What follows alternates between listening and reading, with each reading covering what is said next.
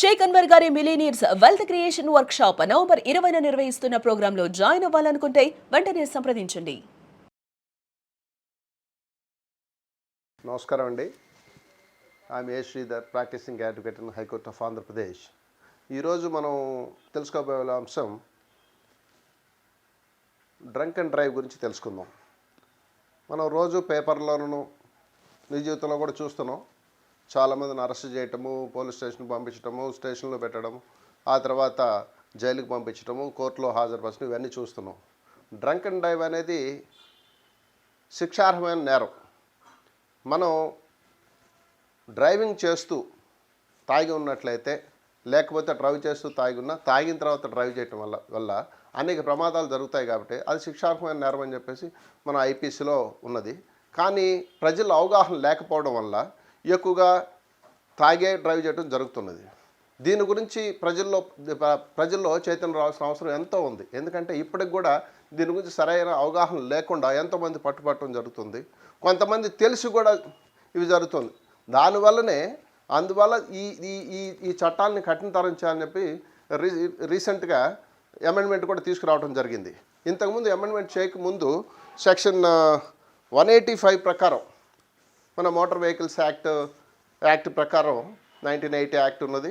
దాని ప్రకారం శిక్షార్హమైన నేరం కాబట్టి మనం డ్రైవ్ చేస్తున్నప్పుడు, లేదంటే తాగి డ్రైవ్ చేయటం అనేది నేరం అని తెలిసినప్పుడు అయినా కానీ మనం అది నిబంధనలు ఉల్లంఘించి చేస్తున్నాం. కాబట్టి దానివల్ల అనేక ప్రమాదాలు జరగడానికి ఆస్కారం ఉన్నది కాబట్టి అది నివారించడం ముఖ్యమైనది. మనందరికీ తెలుసు, మనం prevention is better than medicine అని.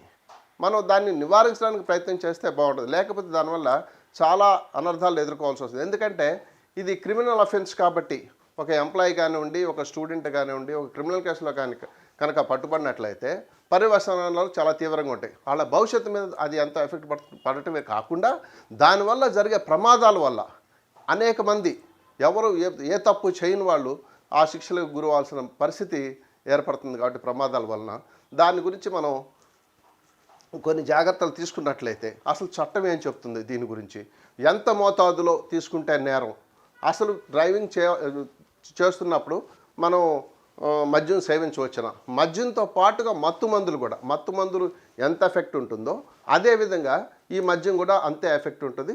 శిక్ష కూడా సేమ్ అదే శిక్షని మన చట్టంలో పొందుపరచడం జరిగింది.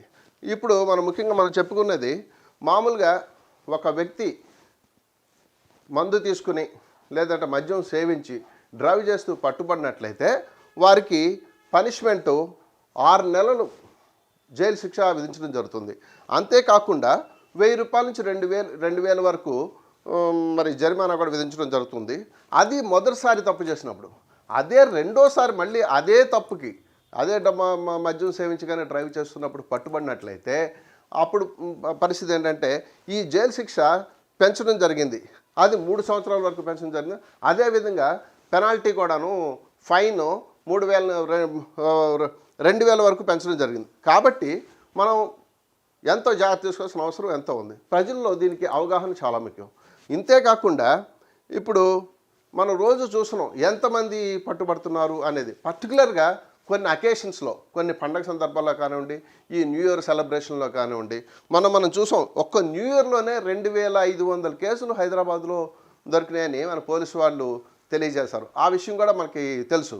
అంటే తెలిసే తప్పు చేస్తున్నామా? దానికి కొన్ని చర్యలు మనం ఎందుకు తీసుకోకూడదు? ఏమున్నది? మనం తాగాలనుకున్నప్పుడు మనం వెహికల్ని ఉపయోగించకుండా ఏదైనా క్యాబ్లో వెళ్ళి రావటము, బార్లకు వెళ్ళినప్పుడు, లేకపోతే బార్లో కూడా ఇప్పుడు కొత్తగా ప్రవేశపెట్టారు. బార్లో కూడాను మరి తాగిన వాళ్ళకి వెహికల్స్ డ్రైవర్ని ఇచ్చి పంపించే ఏర్పాట్లు కూడా చేసినప్పుడు మనం కొన్ని జాగ్రత్తగా తీసుకున్నట్లయితే దీన్ని నివారించవచ్చు. అంతేకాకుండా అసలు మద్యం సేవించడానికి వయసు పరిమితి ఎంత, అది ఒక్కొక్క రాష్ట్రంలో ఒక్కో విధంగా ఉన్నది. మన రాష్ట్రంలో అయితే 21 సంవత్సరాల వరకు మద్యం సేవించడానికి లేదు. కానీ కొన్ని రాష్ట్రాల్లో 18 ఏళ్ళ వరకు కూడా ఉన్నది. కొన్ని రాష్ట్రాలు అసలు పూర్తిగా మద్య నిషేధం కూడా అమల్లో ఉంది. మనకు కూడా అంతకుముందు మన ఆంధ్రదేశంలో మద్య నిషేధం ఉండేది. ఇప్పుడు ఆ మద్య నిషేధం లేదు. కాబట్టి ఎంతవరకు మనం తీసుకోవాలి, ఎప్పుడు తీసుకోవాలి, ఏ విధంగా ప్రవర్తించాలనేది నియమనం చేసింది. కాబట్టి ఇప్పుడు ఎంత పరిణామంలో తీసుకోవాలి అనే దానికి తీసుకుంటే అది నేరంగా పరిగణించబడుతుంది. అంటే అంటే alcoholic content in the blood. Alcoholic content blood అన్నప్పుడు 2 రకాలుగా దీన్ని కొలవటం జరుగుతుంది.